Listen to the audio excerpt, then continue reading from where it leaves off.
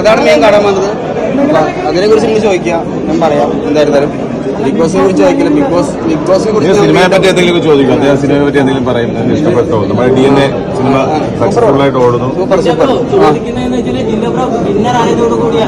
അതെ, വിന്നറിക്കറിയാം. വിന്നറായോണ്ട് ചോദിക്കണം. ഞാൻ പറഞ്ഞില്ല, ഞാനൊരു മറുപടി തരും. ചോദിക്കും എല്ലാത്തിനും ഞാൻ മറുപടി തരാം. ഒരു മറുപടി വരുന്നില്ല. പറയാൻ എത്ര മറുപടിയും തന്നു. ഇനി ഞാൻ മറുപടി